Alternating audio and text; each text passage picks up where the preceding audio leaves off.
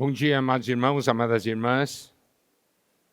Vamos continuar a nossa comunhão dentro dessa nova série de mensagens que tem como tema a palavra e o Espírito.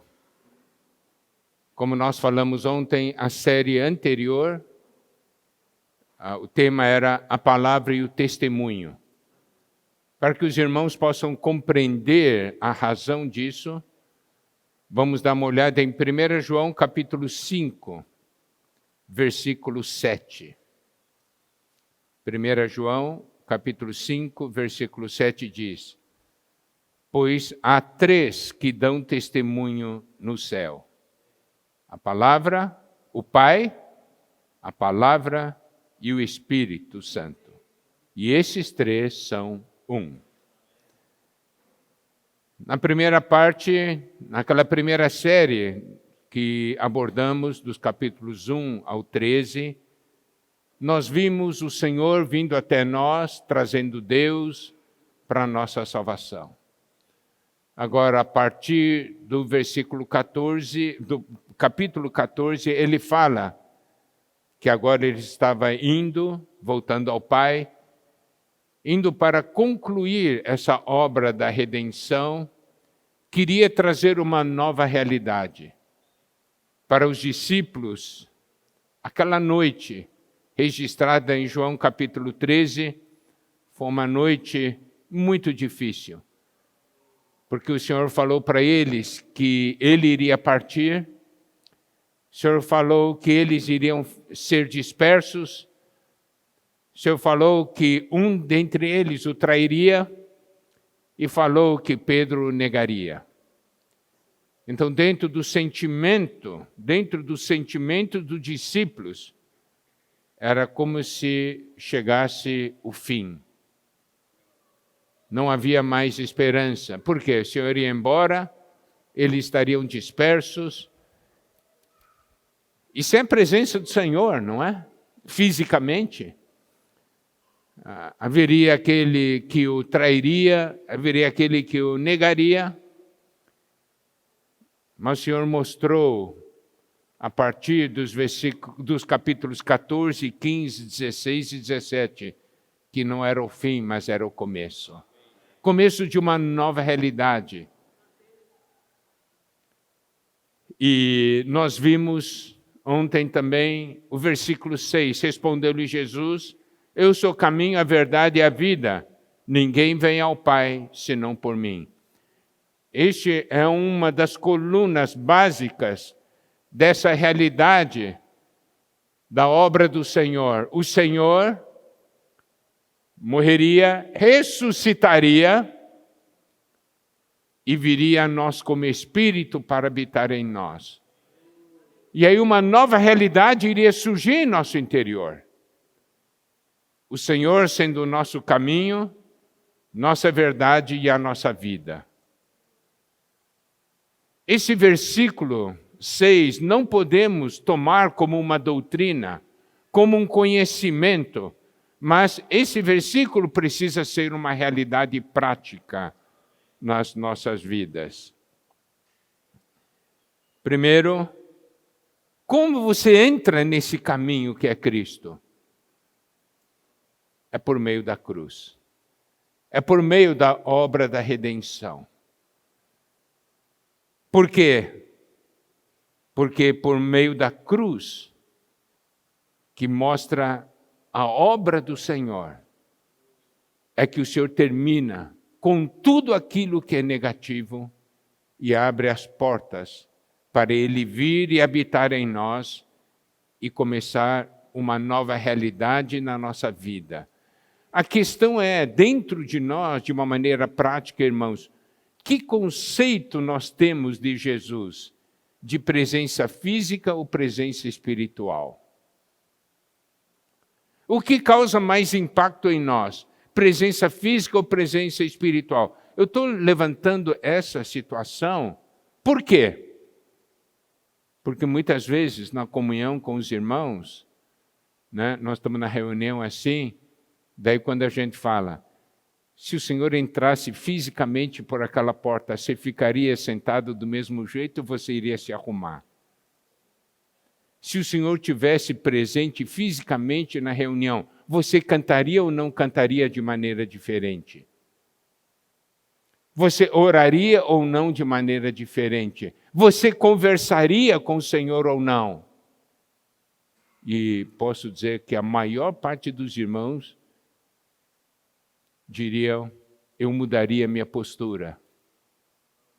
Mas qual é a diferença entre presença física e presença espiritual? Não deveria ter, não é verdade? Na verdade, a presença espiritual deveria ser mais forte, porque hoje ele habita em nosso interior. Mas nós temos ainda um conceito forte de presença física. E mesmo quando falamos de caminho, verdade e vida, ainda temos um conceito muito físico desse fato, e não de uma realidade espiritual.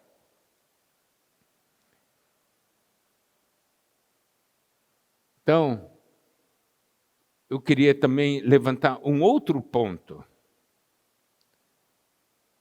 O nosso caminho é o nosso viver, e como nós falamos, é pela cruz que nós temos essa entrada. Mateus 16, 24 diz, então disse Jesus a seus discípulos, se alguém quer vir após mim, a si mesmo se negue, tome sua cruz e siga-me. O que quer dizer esse versículo em termos práticos? É tomar Jesus como caminho. E para eu tomar Jesus como caminho, eu preciso tomar a cruz e segui-lo. Quanto mais a cruz opera em mim, mais eu estou nesse caminho. Os irmãos compreendem?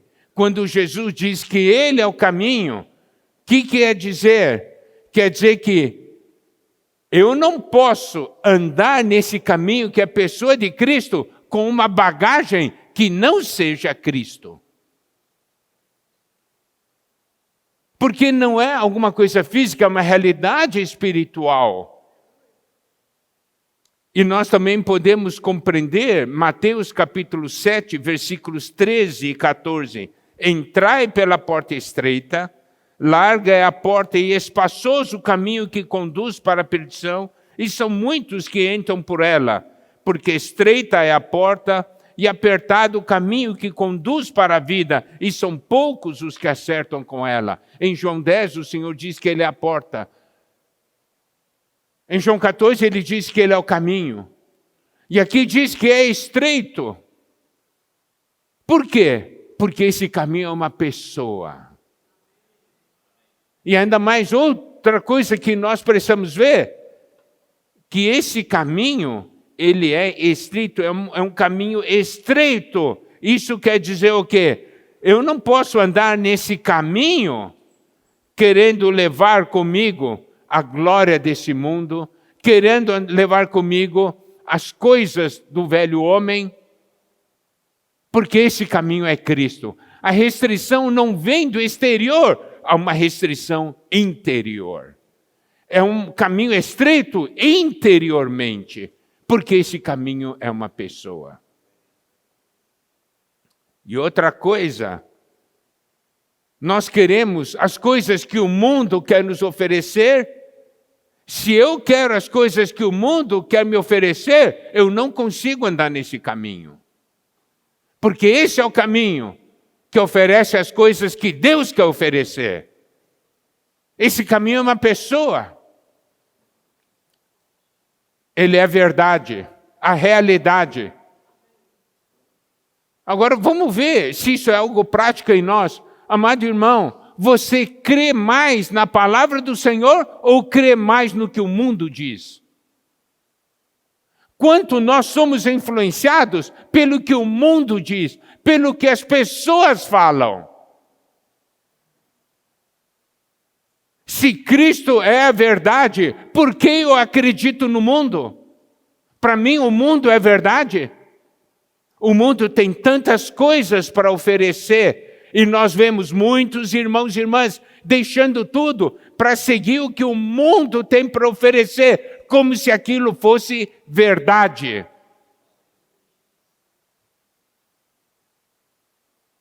O mundo oferece verdade? O mundo oferece mentira. O único que oferece a verdade é Cristo. E a vida, Ele é a vida. Eu vivo de que maneira? Por meio dele ou não? Nós precisamos ver que esse caminho que nós tomamos, que a pessoa de Cristo nos oferece, o que é divino. Em Marcos 10, versículos 28 a 30, diz o seguinte: então Pedro começou a dizer-lhe: eis que nós tudo deixamos e te seguimos. Tornou Jesus: em verdade vos digo que ninguém há que tenha deixado casa, ou irmãos, ou irmãs, ou mãe, ou pai, ou filhos, ou campos, por amor de mim e por amor do Evangelho, que não receba já no presente o cêntuplo de casas, irmãos, irmãs, mães, filhos e campos, com perseguições, e no mundo por vir a vida eterna. Isso mostra que quando eu tomo esse caminho por meio da cruz, eu entro nesse caminho e começo a andar, aos olhos do mundo eu perdi tudo, tá certo? Porque esse caminho não aceita a glória do mundo, não aceita as coisas do homem, mas o Senhor mostra aqui que eu não estou perdendo, eu estou ganhando. Você deixou casa, você vai receber 100 vezes mais. Deus oferece 100 vezes mais. Eu não estou perdendo, eu estou ganhando. Então, essa é a visão que nós precisamos ter. O que era lucro para mim, considerei perda para ganhar a Cristo. E também, essa questão de Cristo ser a nossa vida, isso é algo que também precisamos ver. O Senhor diz, ali em João também, quem de mim se alimenta, por mim viverá. Tá certo? Isso está em João 6,57. E João 14,19 diz, ainda por um pouco e o mundo não me verá mais. Vós, porém, me vereis, porque eu vivo, vós também vivereis. Então, essa questão da vida é, eu vivo por meio de que vida? Eu vivo por meio da minha vida pessoal? Eu vivo por meio da minha vida de Adão? Ou eu vivo por meio da vida que é Cristo? Então o Senhor está mostrando, vai ter uma grande mudança quando Ele disse, eu sou o caminho, a verdade e a vida. A maneira de nós vivermos será diferente. A maneira dos discípulos viverem será diferente. Aquilo não era o fim, era o começo de uma nova realidade. Então, por isso ele diz para os discípulos não se turbarem, para crer em Deus e crer também nele. O Senhor sabia o que estava fazendo. Como nós falamos, nós não vamos abordar João 14, 15, 16, 17, nos seus aspectos doutrinários, tem muitas verdades, mas no aspecto prático do nosso viver. Pontos que devem mudar o nosso viver. Então, existem alguns versículos que são básicos nisso aí. Então, o primeiro deles é o versículo 6, e agora vamos ver um outro versículo, uma outra porção de versículos que vai fazer bastante importância na questão da nossa vida. Evangelho de João, capítulo 14, versículos 12 a 14. Essa porção diz o seguinte, em verdade vos digo, que aquele que crê em mim fará também as obras que eu faço, e outras maiores fará, porque eu vou para junto do Pai. E tudo quanto pedis em meu nome, isso farei, a fim de que o Pai seja glorificado no Filho. Se me pedirdes alguma coisa em meu nome, eu o farei. Aqui o Senhor diz o seguinte: em verdade vos digo, tem agora uma verdade que os discípulos precisariam conhecer e tocar. Talvez dentro do conceito dos discípulos agora o Senhor vai, agora quem vai fazer a obra do Senhor? Ninguém mais vai fazer a obra do Senhor. Nós todos estamos aqui, nós não estamos capacitados para fazer, mas naquela noite, em João 14, o Senhor estava falando para os discípulos uma realidade espiritual que as minhas obras na terra não vão parar. Porque de agora em diante, as minhas obras serão feitas por intermédio de vocês. Não era o fim, era o começo. E você pode ver como o começo de algo maior. Quando o Senhor disse assim: aquele que crê em mim fará também as obras que eu faço. Os discípulos não estavam ali para falar, agora terminou tudo. Não tem mais obra do Senhor. O Senhor estava falando para os discípulos naquela noite, agora as obras vão começar a ser feitas por intermédio de vocês. E aqui o que nós precisamos compreender é o seguinte: ele diz, aquele que crê em mim fará também as obras que eu faço e outras maiores fará, porque eu vou para junto do Pai. Então, o primeiro passo é crer no Senhor. Por quê? Porque é através de crer no Senhor que nós somos salvos e ganhamos a vida de Deus. Olha só, João 6,29. João 6,29 formam um par com João 14,12, tá? Esses dois versículos caminham juntos. João 6,29 diz: respondeu-lhe Jesus, a obra de Deus esta, que creiais naquele que por ele foi enviado. Para os irmãos compreenderem melhor o contexto, vamos ler a partir do versículo 27. João 6, de 27 a 29. O Senhor disse: trabalhai não pela comida que perece, mas pela que subsiste para a vida eterna, a qual o Filho do homem vos dará, porque Deus, o Pai, o confirmou com o seu selo. Olha o versículo 28. Dirigiram-se, pois, a ele perguntando: que faremos para realizar as obras de Deus? Respondeu-lhe Jesus: a obra de Deus é esta, que creiais naquele que por ele foi enviado. Você pode ver, quando eles fizeram a pergunta no versículo 28, o conceito que eles tinham e que todos nós geralmente temos é que devemos fazer algo para Deus, trabalhar para Deus, fazer algo para Deus com a nossa vida, com o nosso esforço. Mas o Senhor disse que não era assim, que a obra de Deus é essa, que creiais que naquele por ele foi enviado. Por quê? Porque ao crer, nós ganhamos a vida de Deus.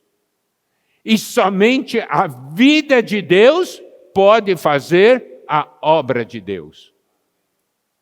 Os irmãos entenderam essa visão? Por que a obra de Deus é que nós creiamos nele? Porque se eu crer no Senhor, eu ganho a vida de Deus. E essa vida de Deus em mim me faz realizar a obra de Deus. Esse tema muito claro, obra de Deus. Então, quem faz obra de Deus é Deus, porque é obra de Deus. Adão não consegue fazer obra de Deus. Homem caído não consegue fazer obra de Deus. Só Deus pode fazer a obra de Deus. E a vida de Deus nós ganhamos quando nós cremos nele. Então você pode ver, o Senhor estabelece em João 14 princípios espirituais básicos, fortes. Se eu creio, Ele é minha vida, Ele se torna a minha vida e Ele me supre e me capacita. E quando diz ainda, fará, obras maiores fará. Esse sentido de obra maior significa obra mais sensacional, milagre mais espetacular. Esse maior significa a esfera, amplidão. Quando o Senhor estava Jesus nessa terra, era uma pessoa na terra fazendo a obra de Deus. Mas hoje, Ele tem o seu corpo fazendo a obra de Deus. Não é algo muito maior? Onde está o corpo de Cristo? Em toda a terra. Quando o Senhor estava na terra, era Ele sozinho. Somente onde Ele estava, a obra de Cristo era feita. Mas hoje, a obra de Deus é feita onde você está. É aí que nós precisamos ver a nossa importância, essa mudança de visão. Por isso a importância de João 14.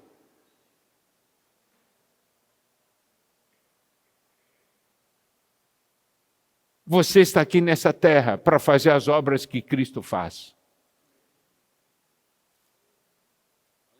Você acredita nisso? Foi isso que o Senhor Jesus falou para os discípulos naquela noite. Eu estou indo, mas isso não quer dizer que eu não estarei mais fazendo obra de Deus nessa terra. A obra de Deus continuará sendo feita nessa terra. E numa dimensão muito maior. Porque eu vou habitar em vocês. E eu vou usar cada um de vocês para fazer a obra de Deus. Então você pode ver, em João 14, 15, 16, 17, o Senhor nos apresenta o Espírito. Ele era o Cristo físico. Agora, depois da sua morte e ressurreição, seria Cristo como Espírito, habitando em nós e fazendo a obra de Deus por intermédio de cada um de nós. Amado irmão, amada irmã, você consegue ver isso? Por isso, esses capítulos de João são tão importantes. Se nós tivermos essa revelação, nossa vida muda. E ainda mais essa realidade de Cristo habitar em nós e nós sermos um com o Senhor, tem outros desdobramentos.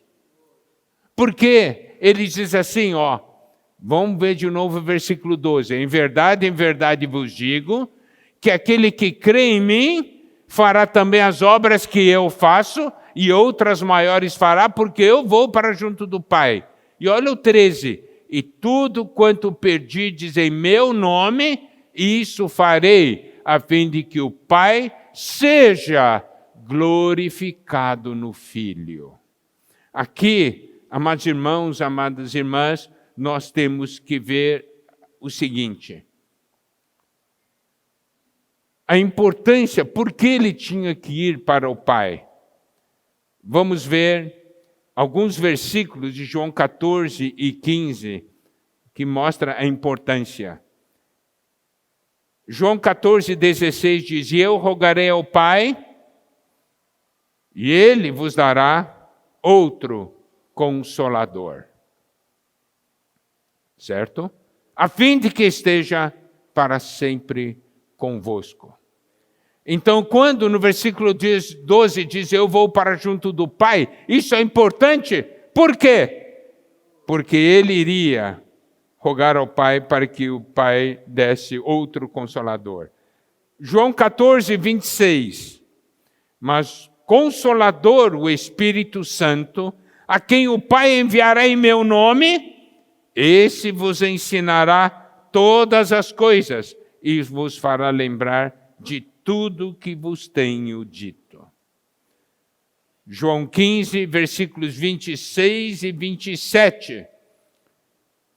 Quando, porém, vier o Consolador, que eu vos enviarei da parte do Pai, o Espírito da verdade, que dele procede, esse dará testemunho de mim.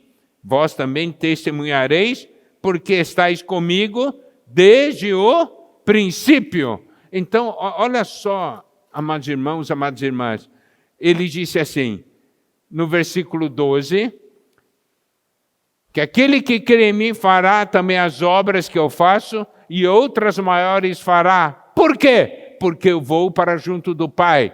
Daí, esses outros versículos explicam. Ele iria para junto do Pai e iria enviar o Espírito Santo. Louvado seja o Senhor. E agora esse Espírito viria, habitaria em nós e nos capacitaria. E nós sabemos que o Senhor, na sua palavra, diz: aquele que se une ao Senhor é um espírito com Ele. Agora nós temos uma realidade. O Espírito Santo nos capacita para fazer coisas maiores, numa amplidão, numa dimensão maior. E aqui diz ainda que se vocês pedirem em meu nome, recebemos a sua vida, agora Ele habita em nós. E nos tornamos um com o Senhor. Isso nos qualifica a usarmos o seu nome. Porque nós nos unimos a Ele. Sabemos o que Ele quer. E aqui o Senhor nos autoriza a usar o nome dEle. Ele diz assim: tudo quanto pedirdes em meu nome, isso farei. E de vocês podem pedir meu nome. Quem de vocês daria uma procuração para mim? Procuração você dá para quem você confia, tá certo? O Senhor disse: pode pedir meu nome que eu vou fazer. Mas, irmãos, o pensamento, nós, porque somos homens caídos, nosso pensamento é: puxa, vou me aproveitar disso e vou buscar proveito próprio. Mas não é assim. Não é assim. Então o Senhor estava falando uma coisa: eu vou trabalhar nessa terra. Sabe de que maneira? Por meio das pessoas que oram. Por meio das pessoas que pedem em meu nome e agem em meu nome. Você sabe, o Senhor ensinou, né, a orar em nome dEle. Mas essa palavra, essa expressão, em nome de Jesus, não é palavra mágica, abracadabra. É uma palavra que precisa ter realidade. Se nós usamos o nome dEle, nós precisamos saber o que Ele quer.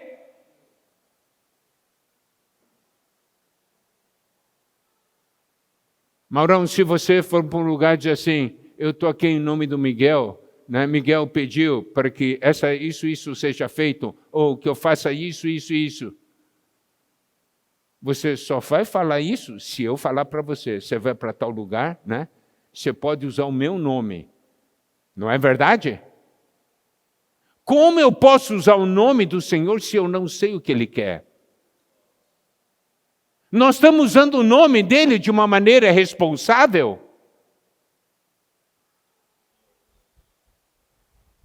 Esse nome tem poder.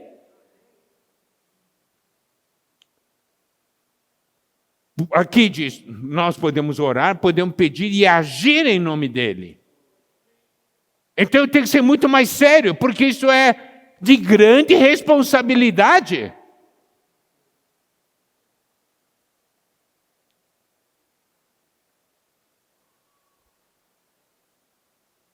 Em nome dele significa que ele assinou o cheque, né?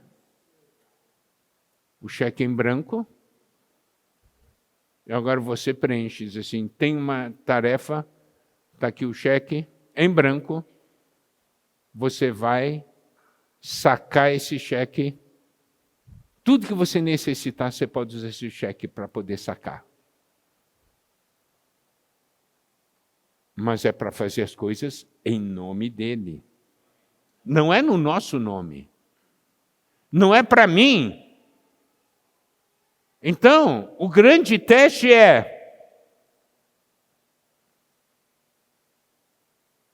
teste para qualquer oração. Essa oração que estou fazendo em nome de Jesus, essa oração Jesus faria? Você sabe o que significa orar em nome de Jesus? Eu estou fazendo uma oração que Jesus faria. E eu tenho certeza disso. Não é? Se eu estou orando em nome dele, é a oração que ele faria. E as nossas orações, o Senhor faria?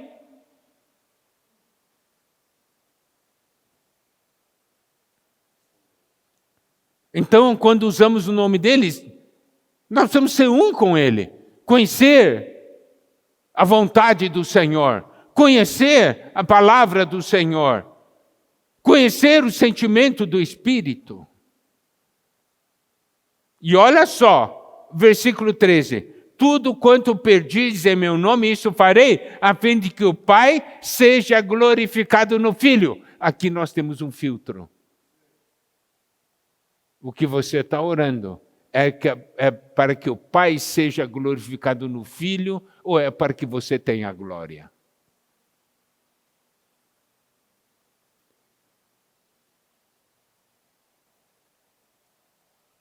Os irmãos conseguem perceber o impacto de João 14?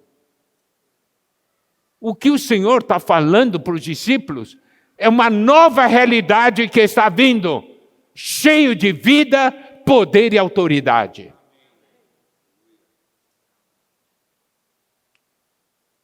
O versículo 14 diz assim: se me pedirdes alguma coisa em meu nome, eu o farei. Olha que expressão interessante. Se me pedirdes alguma coisa, você vai pedir para mim em meu nome. Significa, você vai pedir para mim sabendo o que eu quero. E ele diz: eu farei.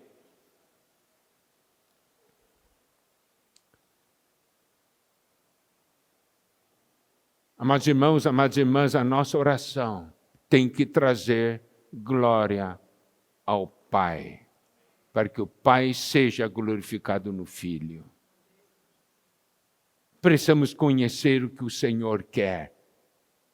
Nós teremos reunião de evangelização, não é?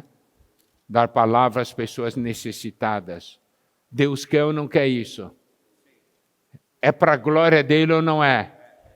Então vamos usar a fé, crer na palavra e orar. O Senhor vai dar. Essa é a promessa dele.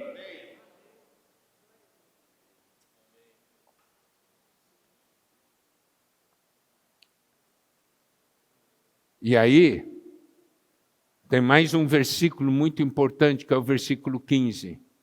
Se me amais, guardareis os meus mandamentos. O Senhor tinha acabado de mostrar o amor dele pelos discípulos. Ele estava indo para a cruz, mas ele estava preocupado com os discípulos, não é? Quem iria passar pelo sofrimento, o grande conflito, era ele. Mas ele sabia que os discípulos estavam também perturbados, em conflito, sem direção. E ele tratou de cuidar dos discípulos, cheio de amor.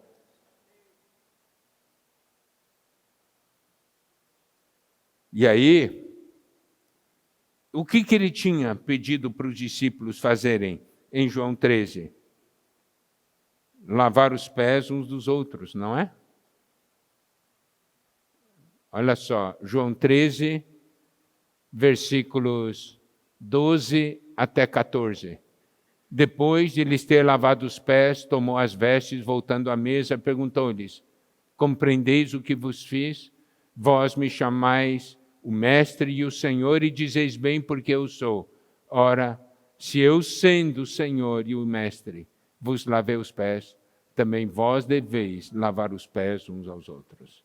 Então, este tinha sido um mandamento do Senhor, uma palavra do Senhor. Ele também tinha acabado de falar, né?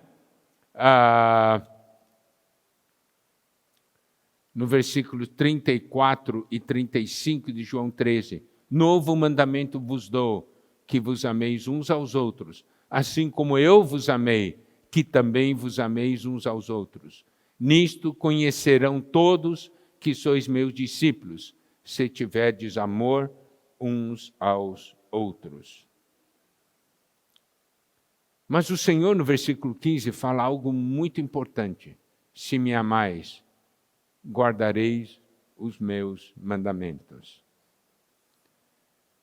Aqui o Senhor diz uma coisa.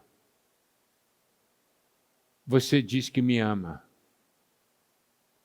mas o sinal mais importante para mim que você me ama é que você vai guardar os meus mandamentos.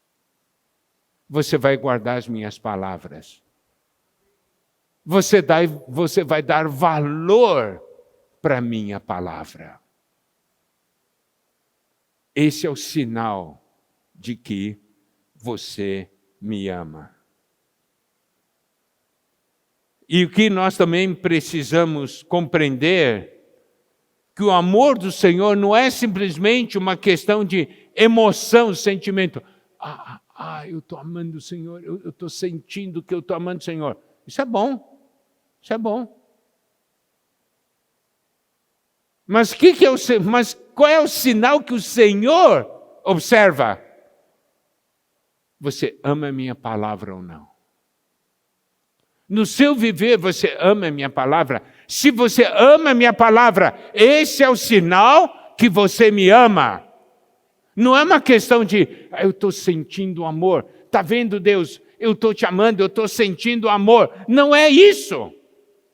Se me amais, guardareis os meus mandamentos. Tem pessoas que dizem assim, eu amo a Jesus, mas a única coisa que eu não quero é que ele fique interferindo na minha vida. Eu amo ele, mas eu não quero que ele se meta na minha vida. Isso é amor?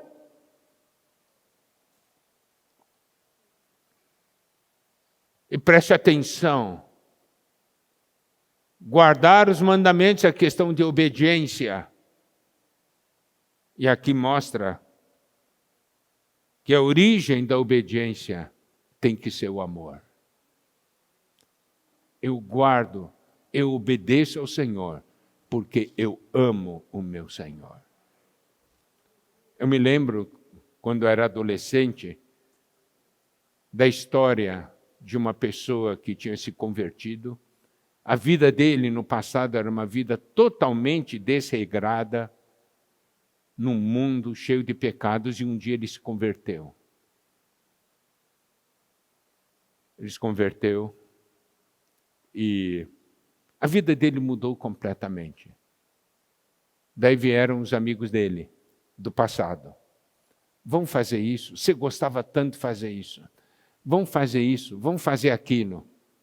Você sabe como ele respondeu? Ele não disse, a minha religião agora proíbe.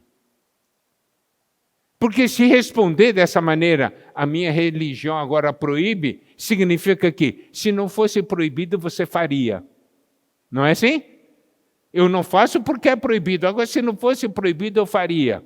Ele não respondeu, eu não faço isso porque minha religião proíbe. Você sabe como ele respondeu para os amigos dele? Eu não faço isso porque eu amo o meu Senhor.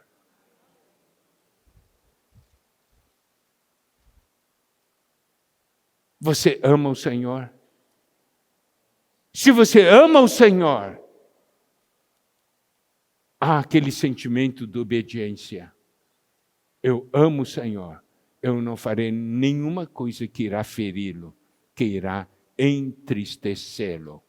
Mesmo que não seja proibido, eu não farei. Por quê? Porque eu amo o meu Senhor. Se me amais, guardarei os meus mandamentos. Por que você guarda os mandamentos do Senhor? Não, porque o Senhor é durão. Ele exige, se eu não guardar, Ele vai me castigar. É isso? Não. Eu guardo a palavra do Senhor porque eu amo o meu Senhor.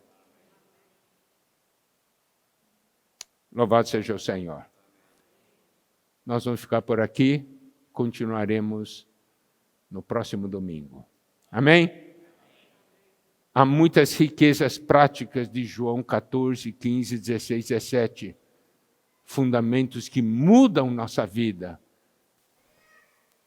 Então, essa é uma porção muito importante da palavra de Deus, porque iria estabelecer o começo de um novo relacionamento, mas não mais com o Senhor na carne, mas com o Senhor no Espírito. Amém? Que o Senhor nos abençoe. Amém.